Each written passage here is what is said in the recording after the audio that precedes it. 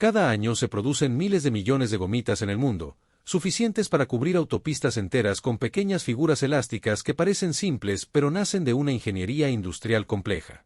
Solo una megafábrica puede fabricar hasta 60 millones de ositos al día para satisfacer una demanda que no deja de crecer en ningún continente. Pero detrás de esa textura suave y brillante existe un proceso que comienza mucho antes de que aparezca el primer molde con forma de osito. Todo inicia con una proteína estructural que originalmente formaba parte de huesos y pieles animales. La base de las gomitas es la gelatina, una proteína derivada del colágeno que se obtiene mediante transformación química y térmica controlada en plantas especializadas. Sin esta molécula flexible no existiría la estructura elástica que define a cada pieza. Uno de los mayores proveedores globales es Gelita, una compañía que opera instalaciones dedicadas exclusivamente a la extracción industrial de proteínas. Cada semana reciben aproximadamente 20 toneladas de materias primas animales para convertirlas en polvo funcional de alta pureza. Al llegar a la planta, las pieles y huesos pasan por inspecciones sanitarias estrictas antes de entrar a la línea de procesamiento.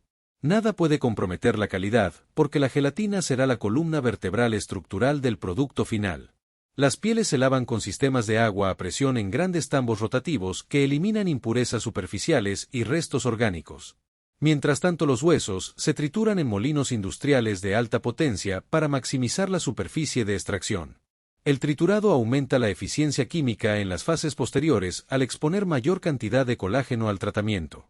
Cada fragmento procesado representa proteína potencial que será transformada. Después del lavado comienza una fase prolongada de alcalinización controlada.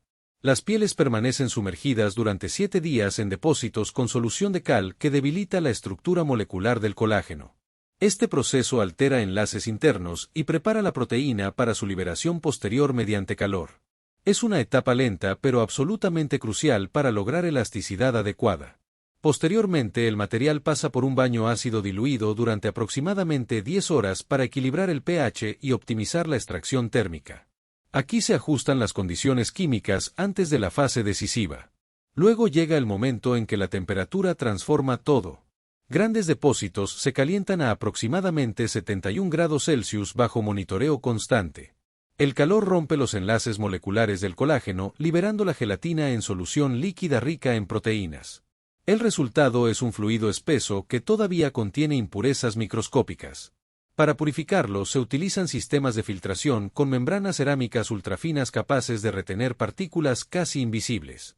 Bajo alta presión el líquido atraviesa poros diminutos que eliminan sólidos no deseados. Después pasa por columnas con resinas sintéticas especializadas que absorben sales residuales mientras se evapora el exceso de agua. La concentración aumenta progresivamente hasta adquirir textura similar a miel industrial. La solución concentrada se enfría lentamente hasta convertirse en una masa semisólida flexible y translúcida. Posteriormente se prensa a través de placas perforadas formando largos hilos parecidos a fideos. Estos filamentos pasan por túneles de secado con aire caliente estéril que elimina la humedad restante con precisión controlada. Una vez completamente secos, se muelen hasta convertirse en polvo fino. Ese polvo es la gelatina industrial lista para enviarse a fábricas de confitería alrededor del mundo. Y uno de sus destinos principales es Haribo. En su planta de Wisconsin, con más de 46.500 metros cuadrados de superficie, la producción alcanza niveles masivos. Allí pueden elaborarse hasta 60 millones de ositos de gominola cada día. La escala es tan grande que la producción anual podría rodear el planeta varias veces si se colocaran en fila. Estados Unidos es el mayor consumidor global de gomitas y esta planta es clave para ese abastecimiento. Pero antes de moldear millones de figuras, la receta debe equilibrarse con precisión matemática. La textura perfecta depende de proporciones exactas. La mezcla incluye azúcar para estructura y dulzor, agua para disolución y control de viscosidad, gelatina para elasticidad, glucosa para intensidad y sirope para flexibilidad. Cada ingrediente se pesa mediante sistemas automatizados con tolerancias mínimas. En enormes tanques de acero inoxidable con agitadores industriales se prepara la base gelatinosa. Primero se disuelve la gelatina en agua caliente hasta lograr homogeneidad completa. Luego se incorporan lentamente azúcar y jarabe de glucosa, formando un jarabe brillante y uniforme. La mezcla adquiere una viscosidad creciente que debe mantenerse dentro de parámetros exactos. Una vez integrada la base, se divide en lotes independientes para añadir aromatizantes y colorantes específicos. Cada línea puede cambiar de sabor como si se tratara de un sistema modular. El siguiente paso es la cocción industrial. La mezcla se transfiere a cubas diseñadas para soportar altas temperaturas y presión. Se calienta con vapor presurizado hasta aproximadamente 180 grados Celsius para asegurar integración total y eliminación de cristales de azúcar. El calor concentra el jarabe y aumenta su densidad estructural. Después de la cocción, la mezcla aún está demasiado caliente para moldearse. Por eso se enfría mediante sistemas al vacío que reducen la temperatura hasta unos 90 grados Celsius. Aquí termina la primera gran transformación química. Pero la fase mecánica más espectacular está por comenzar. Ahora comienza la etapa donde millones de figuras idénticas deben hacer con precisión absoluta a una velocidad casi imposible de imaginar. Aquí la ingeniería mecánica se combina con química alimentaria para transformar jarabe caliente en formas perfectamente definidas. El sistema de moldeo más utilizado en la industria de gomitas es el llamado moulding en almidón, un método tradicional perfeccionado durante décadas para producción masiva. Grandes bandejas metálicas se llenan automáticamente con almidón de maíz en polvo perfectamente nivelado. El almidón no es un simple relleno, funciona como soporte estructural temporal que absorbe humedad y mantiene la forma durante el secado. Su textura fina permite imprimir cavidades con detalle preciso. Una estampadora industrial, considerada la locomotora de la fábrica, presiona moldes metálicos sobre el almidón creando miles de cavidades por minuto. Cada impresión deja marcada la silueta exacta del osito con todos sus detalles. Estas máquinas pueden producir hasta 10.000 cavidades por minuto en operación continua. La sincronización mecánica debe ser perfecta para evitar desalineaciones. Una vez formadas las cavidades, las bandejas avanzan por cintas transportadoras hacia la estación de llenado automático. Allí boquillas dosificadoras controladas digitalmente depositan aproximadamente 2.3 gramos de mezcla en cada espacio. El sistema puede llenar hasta 100 bandejas por minuto, lo que equivale a 2.5 millones de ositos por hora en una sola línea. Cuando múltiples líneas operan simultáneamente, la producción diaria alcanza cifras monumentales. Pero en este punto los ositos son extremadamente blandos y vulnerables a deformaciones. Necesitan tiempo y condiciones controladas para desarrollar su textura definitiva. Las bandejas se apilan cuidadosamente en torres automatizadas y se trasladan a cámaras de secado con flujo de aire constante y temperatura regulada. Durante 24 a 48 horas, el agua se evapora lentamente mientras el almidón absorbe humedad. Este proceso incrementa la concentración de azúcares y fortalece la red proteica de la gelatina. Es aquí donde el jarabe líquido se transforma en estructura elástica estable. La humedad ambiental, la velocidad del aire y la temperatura deben mantenerse dentro de rangos extremadamente estrictos. Un desbalance podría producir gomitas demasiado duras o excesivamente pegajosas. Después del secado, los ositos han adquirido firmeza pero permanecen cubiertos por almidón y su superficie es opaca. Ahora comienza la etapa de limpieza y recuperación del material de soporte. Las bandejas se invierten mecánicamente y el almidón cae a través de rejillas vibratorias de separación. Este almidón no se desperdicia, se filtra, seca y reutiliza en ciclos posteriores. Los ositos ya libres pasan por tamices rotativos que eliminan cualquier residuo fino adherido. Su textura es firme, pero aún carecen del brillo comercial que el consumidor reconoce. Para lograr ese acabado final ingresan en grandes tambores giratorios de acero inoxidable. Dentro se aplica una fina capa de cera de abeja o agentes abrillantadores vegetales mediante sistemas dosificados por ordenador. Mientras el tambor rota lentamente, las piezas se rozan suavemente entre sí distribuyendo la capa protectora de forma uniforme. En cuestión de minutos, la superficie adquiere un brillo atractivo y una textura no pegajosa. Este recubrimiento también actúa como barrera contra la humedad ambiental durante almacenamiento y transporte. El acabado no es solo estético, es funcional. Después del abrillantado, los ositos avanzan hacia la zona de inspección final. Cámaras de alta velocidad analizan forma, color y uniformidad superficial en tiempo real. Cualquier pieza deformada o fuera de estándar es expulsada automáticamente mediante chorros de aire sincronizados. El nivel de control es constante porque la producción no se detiene. Además se realizan pruebas de textura mediante compresión calibrada para asegurar que la firmeza se mantenga dentro de parámetros específicos. La elasticidad debe ser consistente lote tras lote. Una vez aprobadas, Las gomitas se dirigen a tolvas de almacenamiento temporal antes del embolsado. Aquí la automatización alcanza otra fase crítica de precisión. Las máquinas formadoras alimentan bobinas gigantes de material plástico impreso que se sellan verticalmente creando un tubo continuo. Luego el sistema pesa con exactitud cada porción antes de realizar el sellado horizontal. Algunas líneas pueden producir hasta 70 bolsas por minuto, dependiendo del formato comercial. El control de peso es milimétrico para cumplir regulaciones internacionales. Las bolsas selladas avanzan por cintas transportadoras elevadas hacia estaciones de encajonado automático. Robots industriales agrupan unidades y las colocan en cajas listas para distribución. Desde la fábrica, camiones cargados parten hacia centros logísticos regionales donde la mercancía se redistribuye a supermercados y tiendas. La cadena de suministro opera con sincronización continua para evitar quiebres de inventario. Cada año Estados Unidos consume millones de toneladas de gomitas, convirtiéndose en el mayor mercado global. Una parte significativa proviene directamente de esta planta en Wisconsin. Pero más allá de las cifras, lo impresionante es la estabilidad del proceso repetido millones de veces con precisión casi matemática.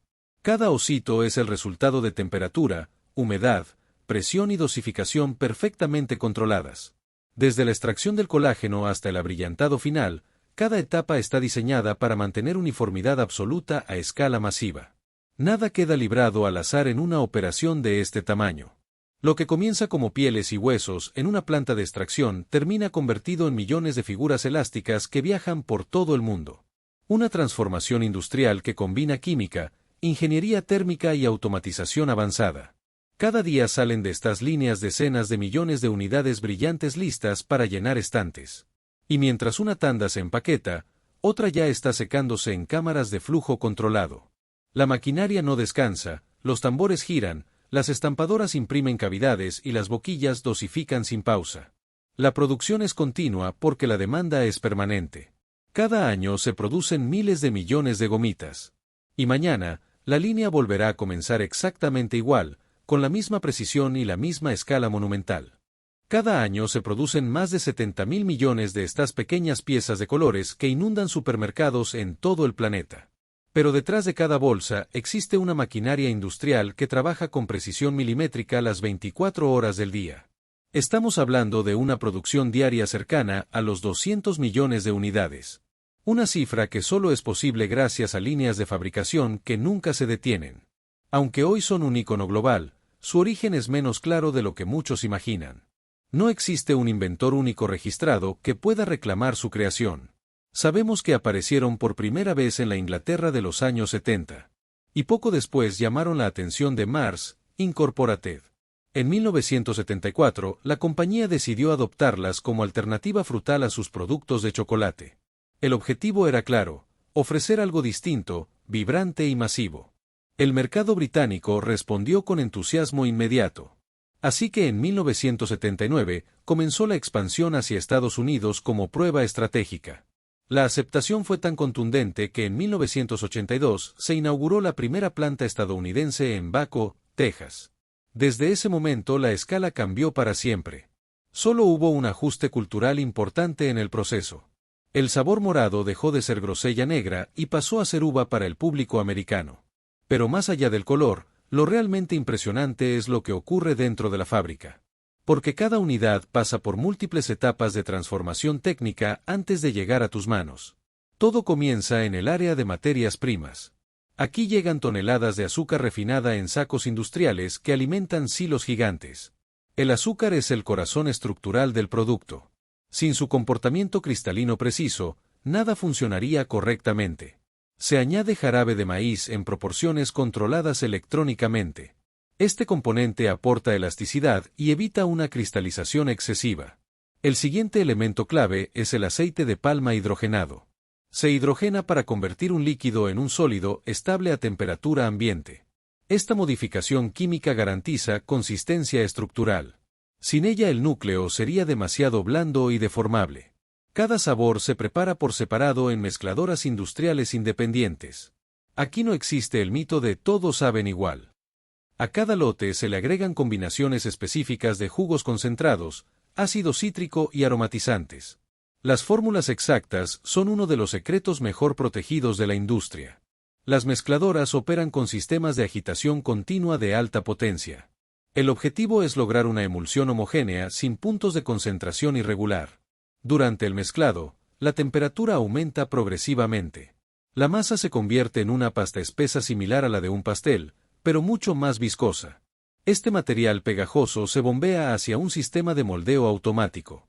Allí se deposita en pequeñas cavidades con forma lenticular. Una prensa superior compacta cada porción con presión uniforme.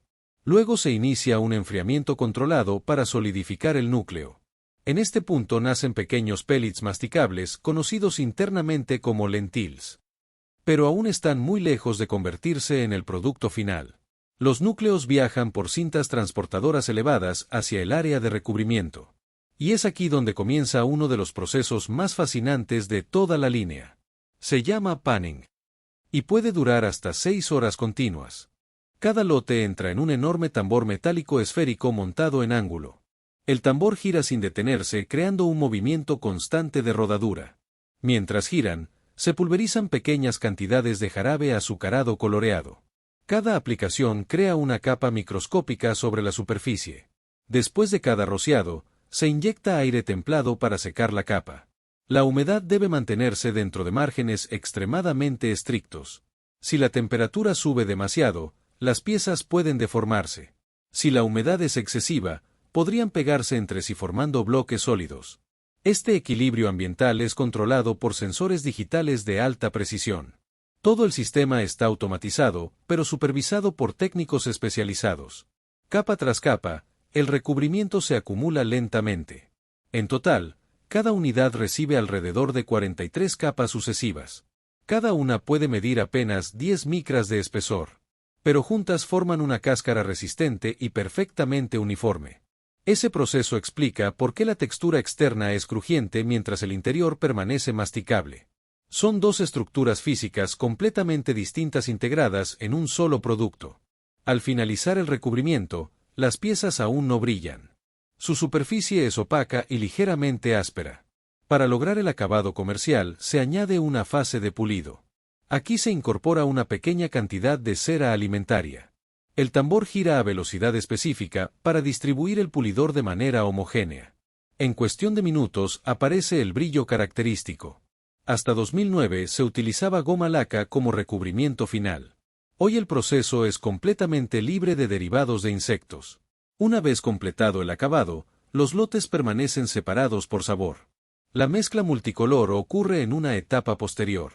Las piezas avanzan hacia un sistema de tolvas múltiples. Cada tolva contiene un color específico listo para combinarse. Las tolvas descargan cantidades medidas con vibración controlada. La intención es crear una distribución lo más equilibrada posible. Aunque muchos creen que ciertos colores aparecen con mayor frecuencia. La empresa asegura que la proporción es uniforme dentro de tolerancias industriales. Pero el proceso aún no ha terminado. Falta uno de los detalles más icónicos. Cada pieza debe recibir su famosa letra impresa. Y eso implica un desafío técnico considerable. Las unidades se alinean en una banda transportadora con pequeñas hendiduras. Estas mantienen cada dulce en posición exacta. Un rodillo de impresión cubierto con tinta comestible insoluble gira sincronizado. La presión aplicada debe ser perfecta. Demasiada fuerza rompería la cáscara. Muy poca dejaría la marca incompleta. La tinta tampoco puede ser demasiado líquida. Ni demasiado espesa.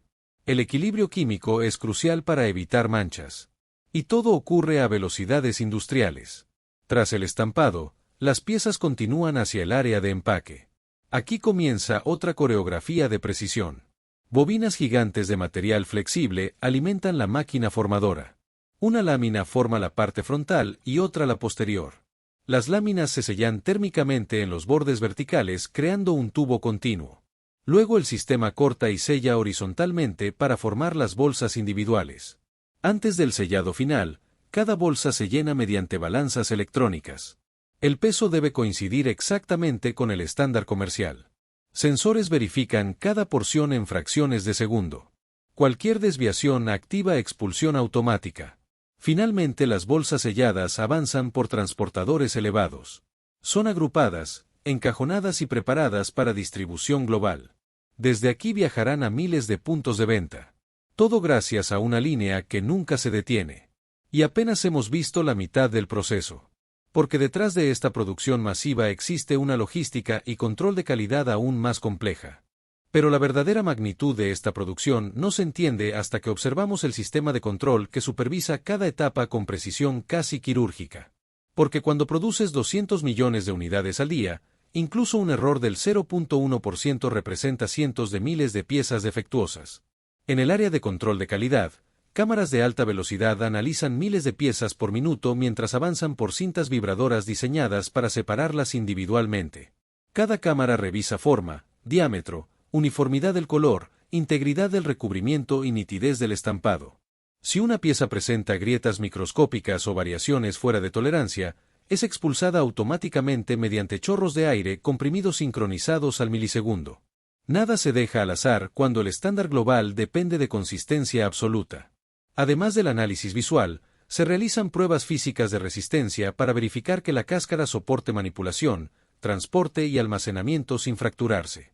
Se aplican pequeñas presiones calibradas que simulan el peso acumulado dentro de una bolsa durante distribución masiva. También se realizan pruebas sensoriales internas donde paneles entrenados evalúan textura, acidez, dulzor y equilibrio aromático en intervalos regulares de producción. Aunque todo esté automatizado, el paladar humano sigue siendo el juez final del perfil de sabor.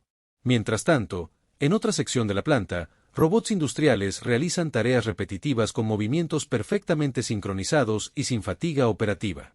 Estos brazos mecánicos gestionan cajas, paletizan productos terminados y reorganizan inventario con eficiencia constante. El mantenimiento de estas líneas es otro universo técnico que opera en paralelo sin interrumpir la producción principal. Equipos especializados inspeccionan rodamientos, sistemas de calefacción, sensores de humedad y calibración de balanzas en ciclos programados. Porque una ligera variación térmica en el área de panning podría alterar la cristalización del azúcar y comprometer la textura crujiente característica. La estabilidad ambiental es tan crítica como la receta misma. Las plantas modernas utilizan sistemas SCADA y monitoreo digital en tiempo real que permiten visualizar cada variable en pantallas centrales de supervisión. Desde la presión de vapor hasta la viscosidad del jarabe, todo está cuantificado y registrado. Cada lote producido queda documentado con trazabilidad completa que permite identificar hora, turno, mezcla específica y parámetros operativos exactos. Si alguna irregularidad aparece en el mercado, el rastreo puede realizarse en cuestión de minutos. Pero la magnitud no termina dentro de la fábrica, porque una vez selladas las bolsas comienza una red logística global de distribución sincronizada. Camiones refrigerados trasladan pallets completos hacia centros de distribución regionales. Desde allí, cargamentos se envían por ferrocarril o transporte marítimo hacia distintos continentes, garantizando reposición constante en supermercados y tiendas de conveniencia. El flujo nunca se detiene porque la demanda es permanente. Se estima que el consumo anual supera los 70.000 millones de unidades distribuidas en más de 100 países. Una cifra que convierte a este producto en uno de los caramelos frutales más consumidos del planeta. Y cada región mantiene ligeras adaptaciones en sabores según preferencias culturales, aunque la base industrial se mantiene prácticamente idéntica. La ingeniería detrás del núcleo y el recubrimiento es universal. A nivel energético, una planta de esta magnitud requiere sistemas eléctricos redundantes para evitar interrupciones que podrían solidificar mezclas en proceso. Un apagón inesperado durante el panning sería un desastre operativo multimillonario. Por eso existen generadores de respaldo capaces de mantener activos los sistemas críticos durante contingencias externas. La continuidad productiva es prioridad absoluta. En términos de materias primas, la cadena de suministro también es masiva y estratégica. Toneladas de azúcar, jarabe de maíz y aceites llegan diariamente bajo contratos a largo plazo cuidadosamente negociados. Cualquier alteración en precios internacionales puede impactar márgenes de producción a escala global. Por eso el análisis financiero forma parte integral del modelo industrial. Sin embargo, más allá de ingeniería y logística, el posicionamiento cultural también ha sido determinante para su permanencia. En 1994 nació el eslogan Taste the Rainbow, consolidando una identidad de marca difícil de replicar. Desde entonces, campañas publicitarias han reforzado el concepto de diversidad sensorial y explosión frutal como experiencia distintiva. La publicidad alimenta la demanda que mantiene activas las líneas de producción. Pero si eliminamos el marketing y observamos únicamente la ingeniería, lo que queda es un ejemplo impresionante de manufactura masiva controlada al detalle. Un equilibrio entre química alimentaria, mecánica rotativa y precisión térmica. Cada pequeña pieza de colores representa horas acumuladas de desarrollo técnico, optimización de procesos y estandarización global. Nada en su forma final es accidental. Desde el núcleo masticable moldeado con presión exacta hasta las 43 capas microscópicas aplicadas durante 6 horas continuas de rotación controlada. Cada fase es el resultado de décadas de perfeccionamiento industrial. Y cuando finalmente la bolsa se abre en cualquier parte del mundo, lo que parece simple es en realidad el producto final de una coreografía industrial compleja. Millones de variables convergen para que esa textura y ese sabor sean siempre los mismos. En un mercado saturado de opciones, la consistencia es poder. Y la repetibilidad exacta es la verdadera hazaña técnica. Producir 200 millones de unidades al día no es solo cuestión de volumen, sino de estabilidad matemática sostenida sin desviaciones significativas. Es manufactura llevada a escala extrema. Así que la próxima vez que veas una pequeña pieza brillante rodar sobre tu mano, recuerda que detrás existe una fábrica que no duerme. Una línea que gira durante 6 horas por lote, capa tras capa, sin margen de error. Porque lo que el consumidor percibe como color y dulzor, la industria lo interpreta como control, parámetros y eficiencia continua. Y esa diferencia es la que mantiene viva una producción global imparable. Cada año se producen más de 70.000 millones de unidades. Y mañana, la maquinaria volverá a comenzar el ciclo sin detenerse ni un segundo. Cada día se producen millones de botellas de Inca Kola en una sola fábrica en Perú. Ese líquido dorado, brillante y chispeante, con un sabor tan único que ha sido descrito como una mezcla entre chicle y frutas tropicales, se ha convertido en mucho más que una gaseosa, es un emblema nacional, un símbolo de identidad y hasta un motivo de orgullo cultural. En un mundo donde Coca-Cola domina casi todos los rincones del planeta, Inca Kola logró lo impensable, derrotar a la multinacional en su propio territorio y ganarse el título de la bebida del Perú. Pero, ¿alguna vez te has detenido a pensar cómo se fabrica esta gaseosa que parece tan simple pero encierra un secreto tan poderoso? Lo que parece ser una botella amarilla en la mesa de cualquier restaurante tiene detrás décadas de historia, fórmulas protegidas como tesoros y un proceso industrial de precisión quirúrgica que asegura que cada sorbo sepa exactamente igual al que probó la primera persona en Lima en 1935. Para descubrirlo, nos adentramos en la planta embotelladora de Pucusana, ubicada al sur de Lima, una de las más modernas de toda América Latina, donde nacen cada día millones de botellas que después viajarán no solo a cada rincón del Perú, sino también a mercados en Estados Unidos, Japón, Chile o España. La historia de esta bebida empieza mucho antes de las máquinas automatizadas, los robots paletizadores y los hornos que moldean botellas. Comienza con un hombre y un sueño. Joseph Robinson Lindley, un inmigrante británico que llegó a Perú con la idea de abrirse camino en un país nuevo, observó algo que pocos habían notado. Los peruanos tenían un amor profundo por las bebidas refrescantes, pero todavía no existía un producto que reflejara los sabores auténticos de su tierra. Así, en 1935, se propuso crear algo completamente distinto a lo que el mundo conocía hasta ese momento. Mezcló hierba luisa, azúcar y agua carbonatada, y obtuvo un líquido de un dorado intenso, con un aroma dulzón y herbal, que rápidamente conquistó a quienes lo probaban. La llamó Inca Kola, en honor a la civilización inca, porque sabía que esa bebida debía ser más que un refresco, debía ser un estandarte nacional. El lema "La bebida del Perú" no tardó en convertirse en un grito publicitario que caló hondo en la sociedad. Y la gente lo adoptó con fervor. Tomar Inca Kola no era solo refrescarse, era celebrar la cultura peruana en cada sorbo. A tal punto llegó el cariño popular que, en las décadas siguientes, Inca Kola no solo resistió la entrada de Coca-Cola al país, sino que la superó ampliamente en ventas. Pocas marcas locales en el mundo pueden contar una hazaña semejante. En 1999, Coca-Cola decidió hacer lo que nunca había hecho antes en un país donde no lograba ser líder, firmó un acuerdo con la competencia. Compró el 50% de Inca Kola, no para modificarla ni para borrar su esencia, sino para compartir su éxito y expandir su distribución. La receta no cambió, la identidad se mantuvo intacta, y el dorado líquido siguió fluyendo con la misma fuerza de siempre.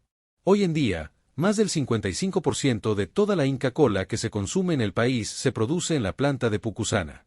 Una instalación gigantesca que funciona como un corazón metálico latiendo sin descanso, con líneas de producción que no se detienen, sistemas digitales que controlan cada parámetro y trabajadores que supervisan cada detalle para garantizar que ninguna botella salga con un error.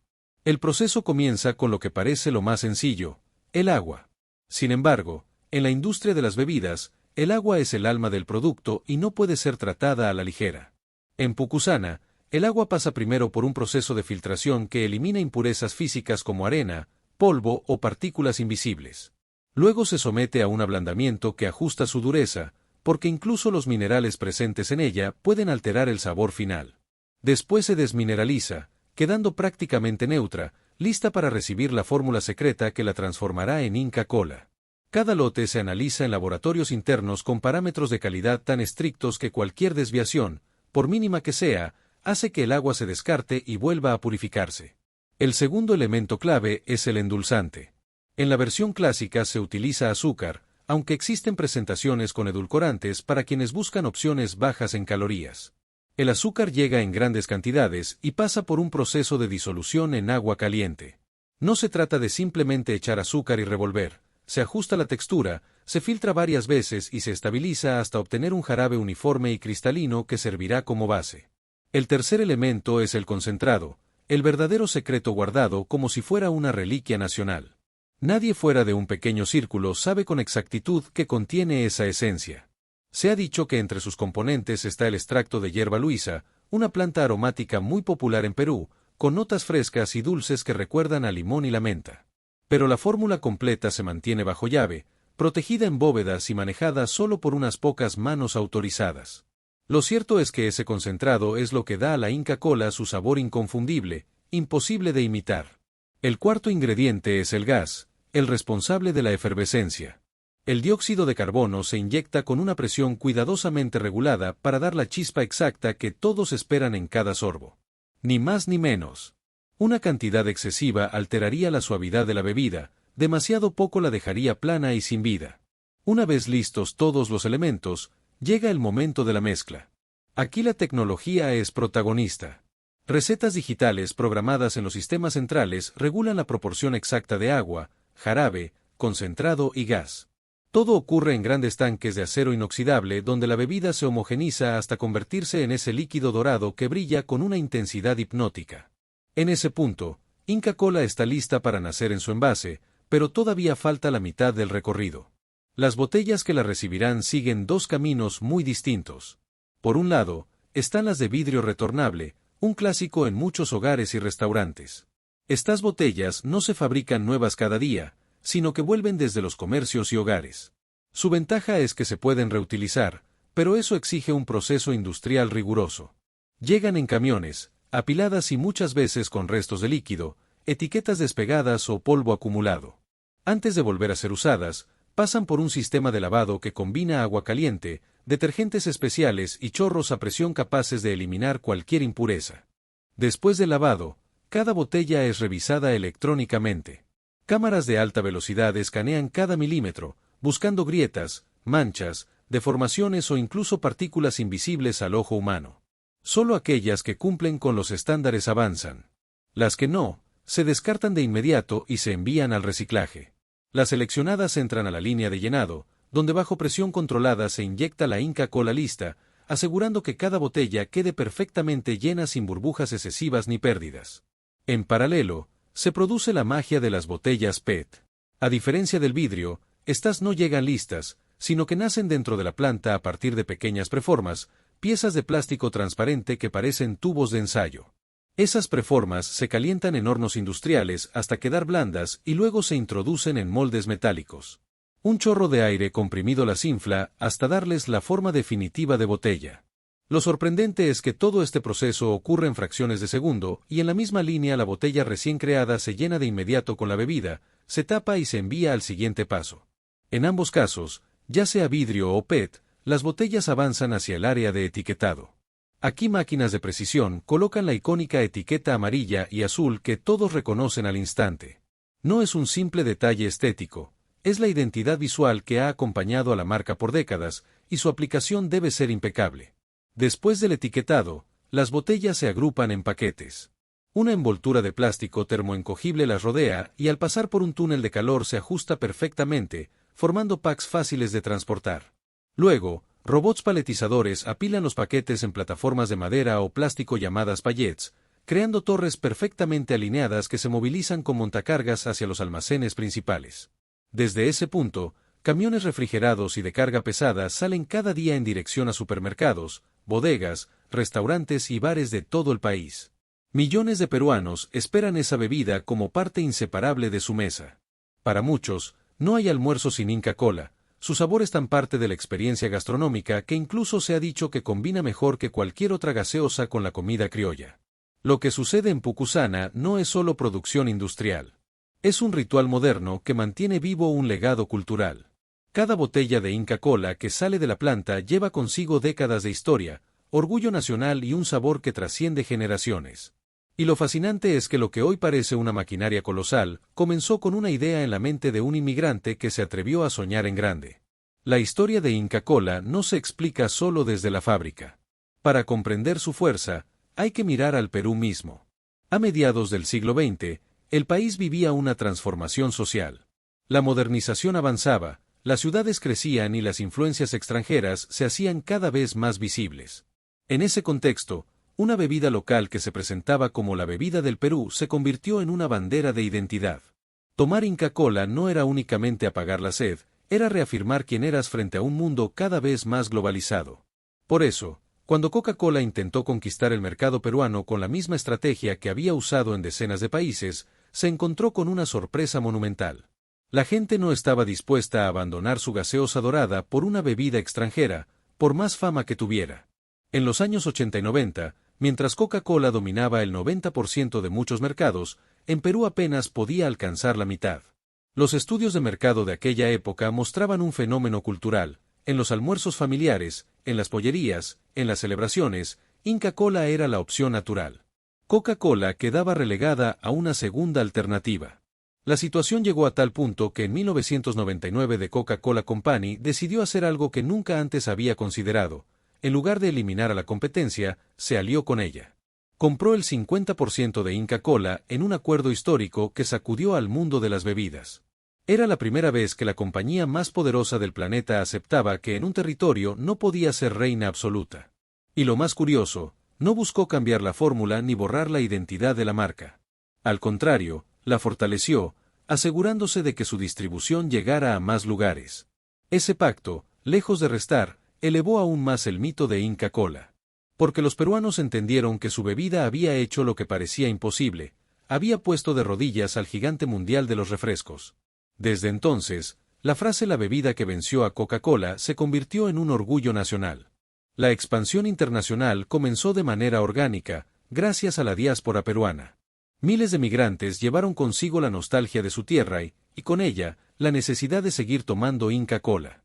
Así, la gaseosa empezó a aparecer en tiendas especializadas de Nueva York, Miami o Los Ángeles, en restaurantes peruanos de Madrid o Barcelona, en mercados de Santiago o en barrios japoneses donde la comunidad peruana se hacía notar.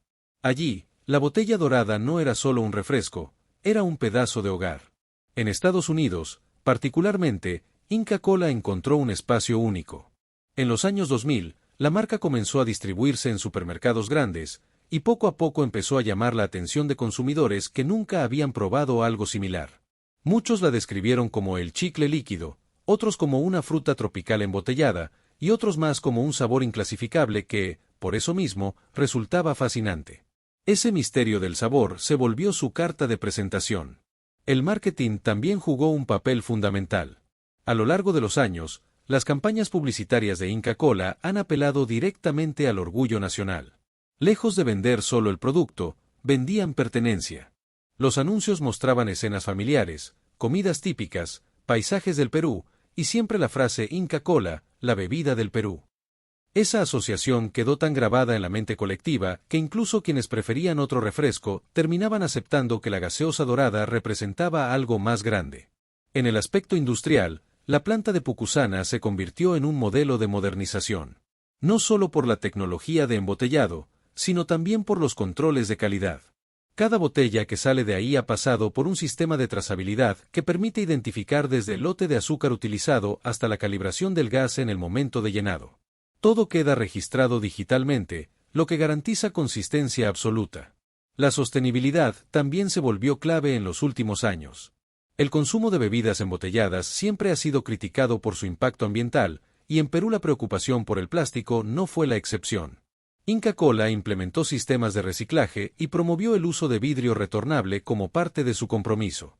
Además, la planta de Pucusana incorporó energías renovables y procesos de eficiencia hídrica para reducir el consumo de agua en la producción, cuidando uno de los recursos más valiosos del país. Pero más allá de los números, lo que hace única a esta bebida es el lugar que ocupa en la cultura popular.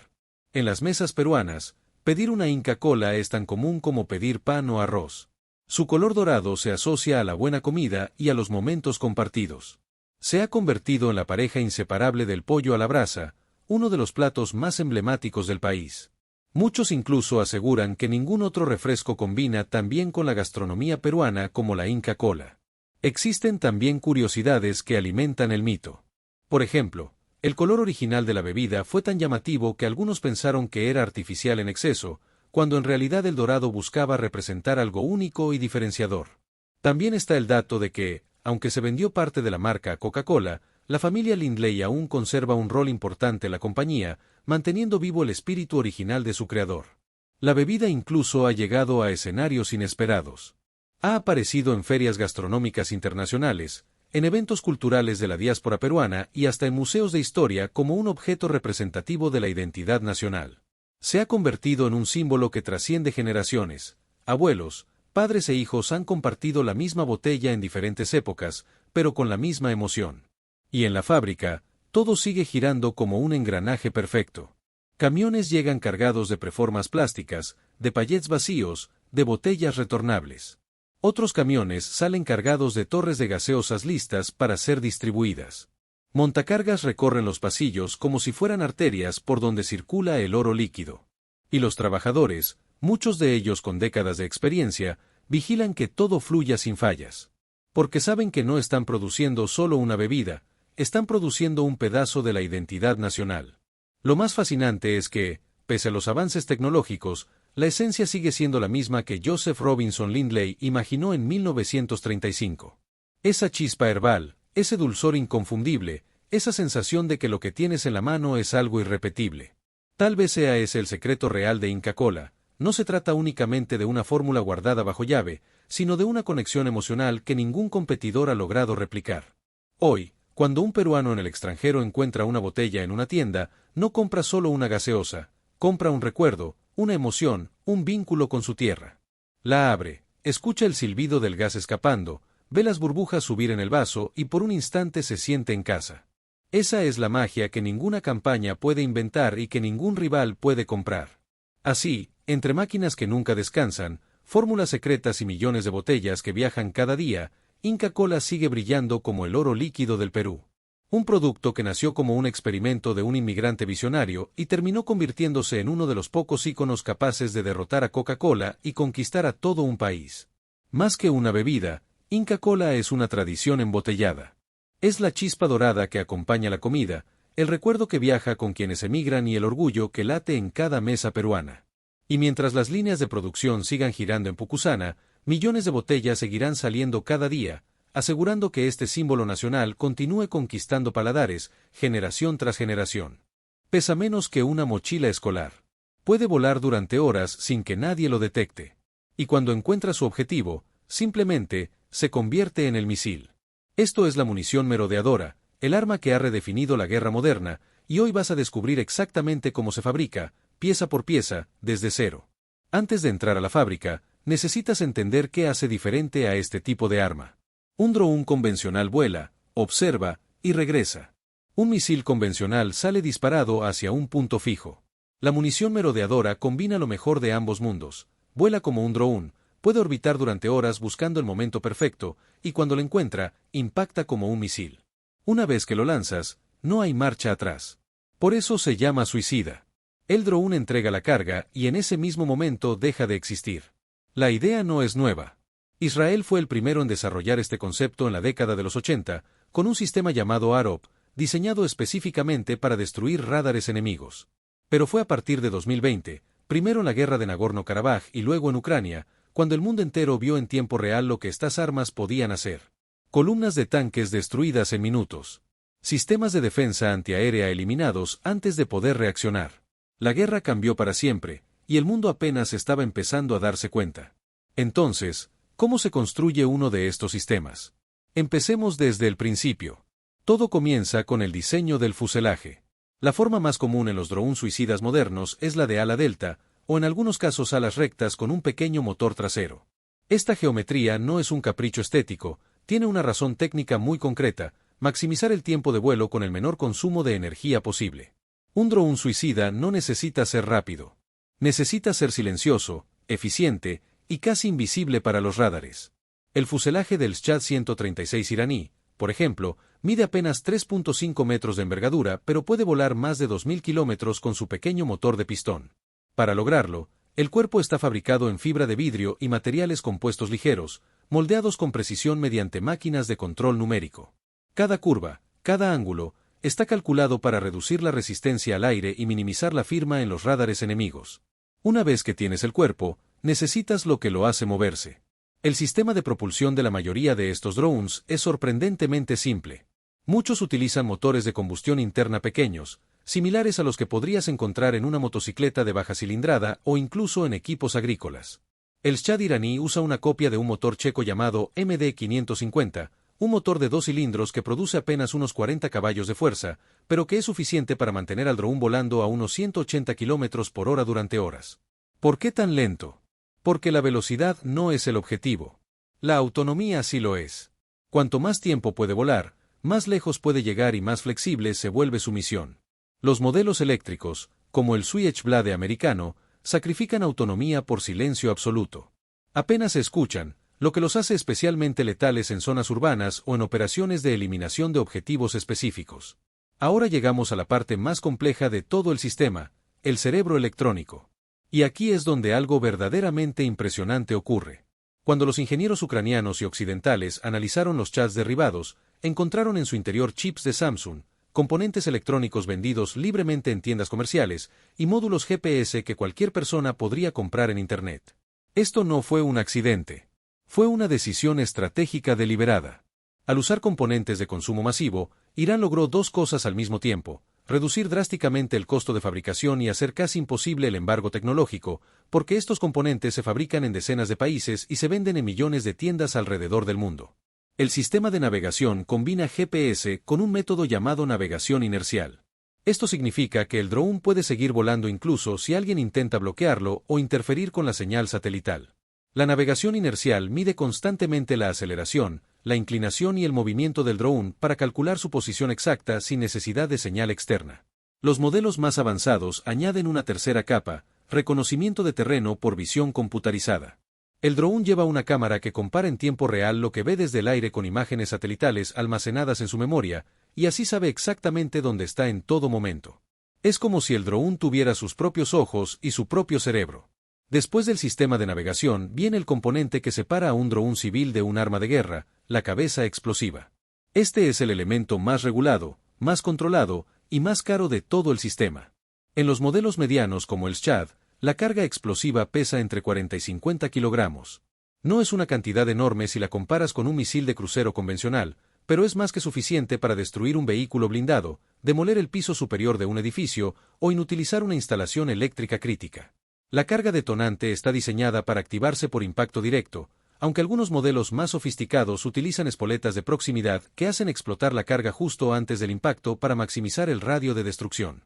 En las fábricas donde esto se produce, la sección de armado de cabezas explosivas está completamente separada del resto de la línea de producción. Las razones son obvias. El ensamblaje final es donde todas las piezas se unen. Una de las ventajas más importantes de estos sistemas es que están diseñados de forma modular. El fuselaje, las alas, el motor, el sistema electrónico y la cabeza explosiva se fabrican por separado y se ensamblan rápidamente en el campo. Un equipo entrenado puede tener un Shahid listo para lanzar en menos de 30 minutos desde que abre las cajas. Esto no es un detalle menor. Significa que no necesitas una base militar permanente para operar estos drones. Puedes lanzarlos desde un camión, desde un campo abierto o desde una posición improvisada, y desaparecer antes de que el enemigo pueda localizar el punto de lanzamiento. Pero si hay algo que realmente ha revolucionado el campo de batalla, es la táctica del enjambre. En lugar de lanzar un solo drone, lanzas 20, 50 o 100 al mismo tiempo, cada uno programado con una ruta ligeramente diferente, llegando al objetivo desde distintos ángulos y alturas. Los sistemas de defensa antiaérea convencionales están diseñados para interceptar amenazas individuales o en grupos pequeños. Cuando enfrentan un enjambre, el número de interceptores necesarios supera rápidamente los disponibles. Y aquí está la ironía más cruel de este conflicto tecnológico: un misil interceptor Patriot cuesta entre 3 y 4 millones de dólares. Un Scud cuesta entre 20 y 50.000. Irán puede fabricar 80 Scuds por el precio de un solo misil que los intercepte. Desde el punto de vista económico, es una guerra que el defensor siempre está perdiendo. ¿Quién más fabrica estos sistemas? La respuesta es, prácticamente todos. Israel produce el Arop, considerado el más sofisticado del mundo, capaz de detectar y destruir radares enemigos de forma completamente autónoma, sin intervención humana desde el momento del lanzamiento. Estados Unidos tiene el Switchblade, fabricado por la empresa AeroVironment, en dos versiones, una diseñada para eliminar personal y otra capaz de destruir vehículos blindados. Turquía desarrolló su propio sistema llamado Kargu, que en 2020 fue el primero en la historia documentado operando en modo totalmente autónomo en un conflicto real.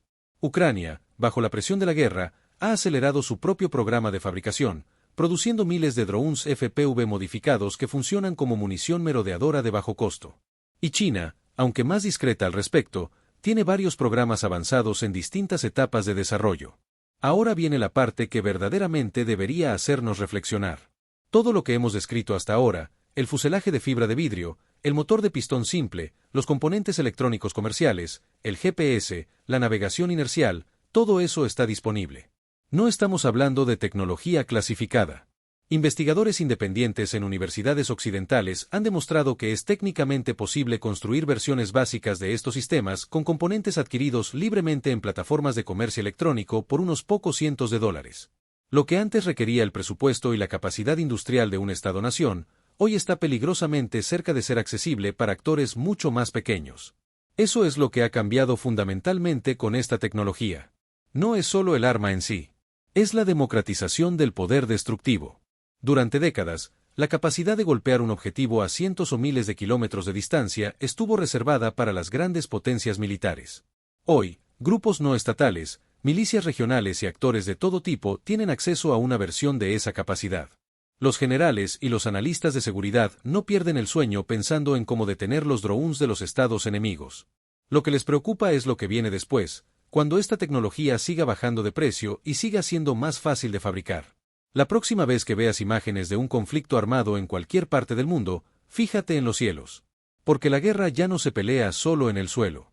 Se pelea a 200 metros de altura, en silencio, a 180 kilómetros por hora, con un cerebro electrónico del tamaño de tu mano decidiendo el destino de lo que hay debajo. Imagina abrir una simple lata metálica y descubrir dentro un invento que cambió la historia de la humanidad. Un líquido espeso, brillante y dulce que no solo endulzó postres, sino que salvó vidas en guerras, alimentó a millones en tiempos de hambre y hasta sirvió como arma secreta en los campos de batalla. La leche condensada parece un ingrediente común, pero detrás de su textura cremosa se esconde una historia sorprendente, un inventor obsesionado, soldados que la consumían como si fuera oro líquido, y fábricas capaces de transformar millones de litros de leche en este manjar que hoy todos conocemos. Pero, ¿cómo es posible que algo tan simple haya llegado a ser tan importante? Quédate, porque hoy vamos a descubrir los secretos nunca contados de la leche condensada. Antes de continuar, te invito a darle like a este video, suscribirte y activar la campanita de notificaciones. Así no te perderás ninguna de estas historias increíbles que revelan los secretos detrás de lo que consumimos todos los días. A mediados del siglo XIX, la humanidad enfrentaba un gran problema: cómo conservar la leche. Un alimento tan nutritivo como peligroso, porque al no existir refrigeración, bastaban unas horas para que se echara a perder. En climas cálidos, beber leche fresca era casi un suicidio. Bacterias invisibles provocaban desde simples infecciones hasta enfermedades mortales. En ese contexto aparece Gail Borden, un inventor estadounidense que no aceptaba que un alimento tan esencial tuviera una vida tan corta. Su obsesión comenzó después de un viaje en barco desde Europa a Estados Unidos, donde muchos niños murieron porque la leche fresca a bordo se descompuso en cuestión de días. Borden quedó marcado por aquella tragedia y juró encontrar una solución. Tras varios intentos fallidos, en 1856 logró patentar su fórmula: evaporar gran parte del agua de la leche y añadir azúcar en grandes cantidades. El resultado era una sustancia espesa, cremosa y muy dulce, capaz de durar meses sin descomponerse. Lo que parecía un experimento casero, terminó siendo un invento que cambiaría la historia. La verdadera prueba de fuego llegó con la Guerra Civil Estadounidense, 1861-1865. El ejército necesitaba alimentar a miles de soldados que estaban lejos de casa, en campamentos donde no había acceso a vacas lecheras. La leche condensada se convirtió en la solución perfecta: ligera, fácil de transportar, altamente nutritiva y con una vida útil increíble. En poco tiempo, millones de latas comenzaron a producirse en fábricas improvisadas. Para los soldados, aquella leche espesa y azucarada era casi un lujo en medio del hambre y el caos. Algunos testimonios cuentan que muchos combatientes la consumían directamente de la lata con una cuchara, como si fuera un dulce. Así, lo que nació de la tragedia de un barco se convirtió en un alimento esencial para la supervivencia en los campos de batalla. El éxito fue tan rotundo que pronto la leche condensada cruzó fronteras. A finales del siglo XIX ya se vendía en Europa, Asia y América Latina. Durante la Segunda Guerra Mundial, su papel volvió a ser decisivo. Las tropas aliadas dependían de millones de latas enviadas a los frentes de combate. Pero al terminar la guerra ocurrió algo curioso: la leche condensada se quedó en las cocinas de los hogares. Lo que había sido una ración militar pasó a convertirse en un ingrediente de repostería, conquistando a familias enteras. De ahí nacieron postres legendarios como el brigadeiro brasileño, el tres leches mexicano, el quilime pie estadounidense o el café vietnamita helado. Hoy, casi toda la leche utilizada para hacer leche condensada proviene de granjas industriales. En Estados Unidos existen más de 60.000 granjas lecheras y alrededor de 9 millones de vacas dedicadas a esta tarea. En una granja moderna con 7.500 vacas, el ordeño ocurre en instalaciones que parecen sacadas de una película futurista. Las salas de ordeño en carrusel permiten que 80 vacas suban a la vez. Mientras giran lentamente, los trabajadores limpian sus pezones con yodo y colocan las copas de ordeño. El proceso imita los movimientos de un ternero y dura apenas 7 minutos. Una sola vaca puede producir 38 litros diarios, gracias a una dieta equilibrada y toneladas de agua, hasta 45 kilos de alimento y 300 litros de agua cada día. Si hacemos cuentas, eso significa que en un solo año una vaca puede aportar más de 11.000 litros de leche. La leche extraída a 32 grados centígrados se enfría rápidamente a 2 a 3 grados centígrados para evitar bacterias. Después, viaja en camiones cisterna de acero inoxidable que pueden transportar hasta 20.000 litros cada uno. Las plantas procesadoras como la de Nestlé en California reciben hasta 1,6 millones de litros diarios. Pero no toda la leche pasa, primero debe analizarse en laboratorio. Si una sola muestra revela antibióticos, el lote completo se rechaza. Solo la leche de mejor calidad entra a los hilos gigantes, capaces de almacenar 2,8 millones de litros, suficientes para producir 20 millones de latas de leche condensada. Una de las fases más impresionantes dentro de la planta procesadora ocurre cuando la leche entra en contacto con la centrífuga industrial. A simple vista parece una máquina más, pero en realidad es un coloso de la física aplicada. Imagina un tambor metálico que gira a 7.000 revoluciones por minuto. Para darte una idea, eso es más rápido que el motor de un coche deportivo de Fórmula 1. En su interior, decenas de discos cónicos están diseñados para aprovechar la fuerza centrífuga y separar los componentes de la leche con una precisión casi quirúrgica. La leche, al ser una emulsión compleja de agua, grasas, proteínas y azúcares, se comporta como un líquido heterogéneo cuando se expone a esas fuerzas extremas. Lo más pesado, la leche descremada, es empujado hacia las paredes del tambor, mientras lo más ligero, la crema, se queda más cerca del centro. En cuestión de segundos, lo que parecía un líquido uniforme queda perfectamente dividido. De aquí salen dos productos. La crema, con un 20% de grasa, que muchas veces se destina a fabricar mantequilla o crema para repostería.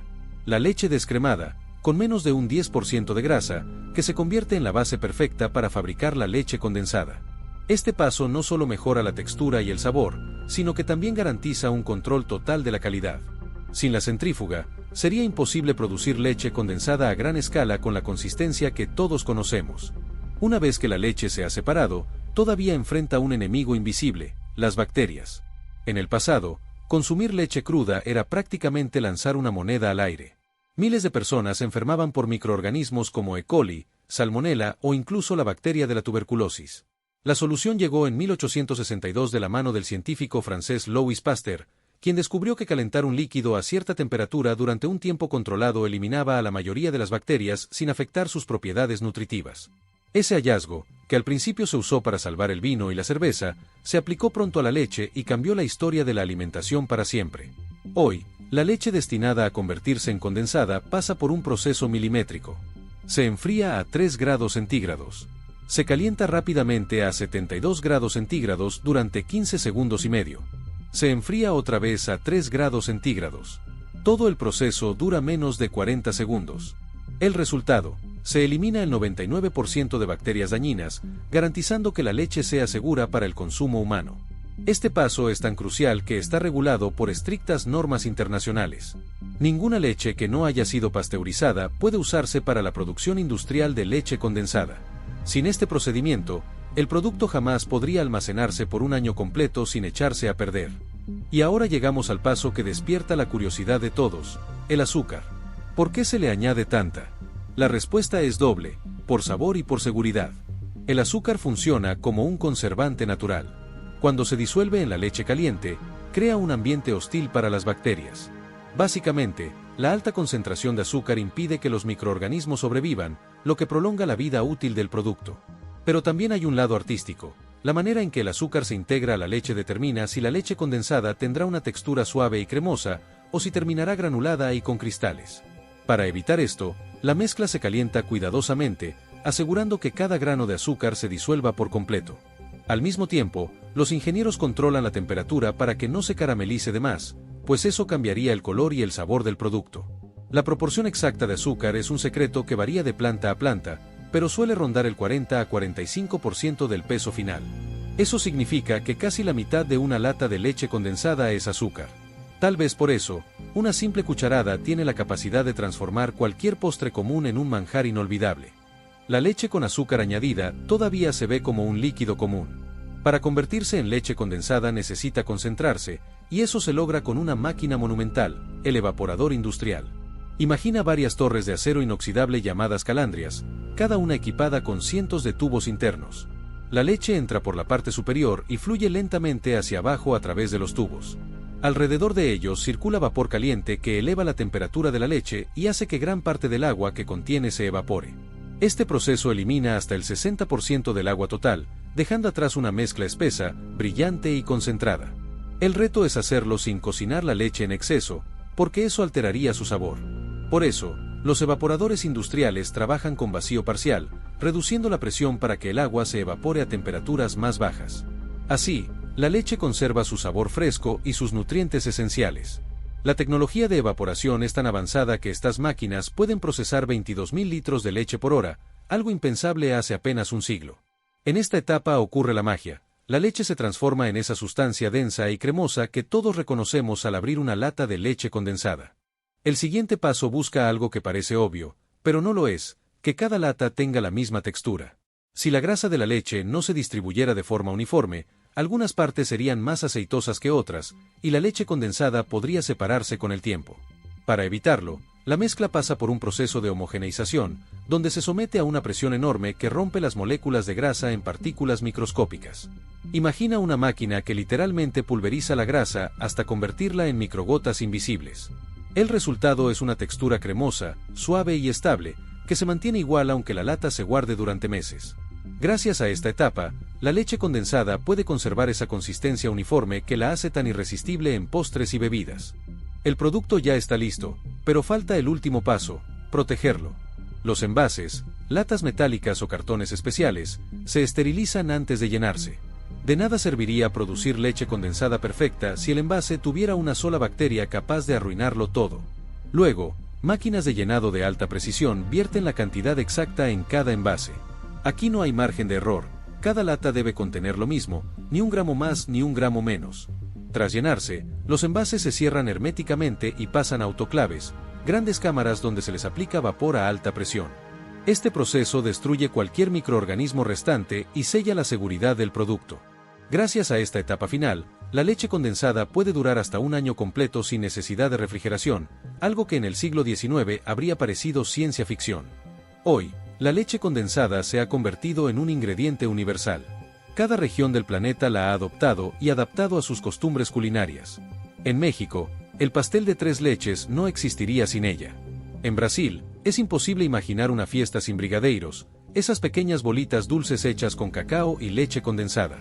En Vietnam, el café con leche condensada es parte del alma cultural del país. En Filipinas, el halo halo mezcla frutas, hielo y leche condensada para combatir el calor tropical. En Rusia, se utiliza como relleno de pasteles y como acompañamiento de panqueques.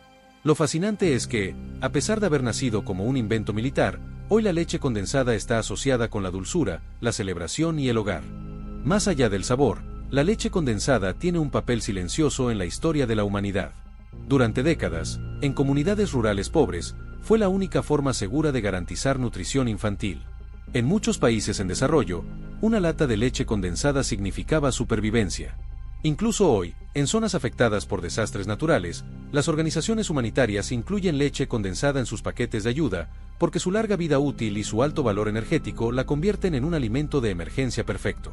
La próxima vez que abras una lata de leche condensada, recuerda que no estás frente a un simple endulzante. Estás frente a un invento que nació de la tragedia, alimentó a soldados en guerra, nutrió a niños en tiempos de hambre y terminó conquistando cocinas en todo el planeta.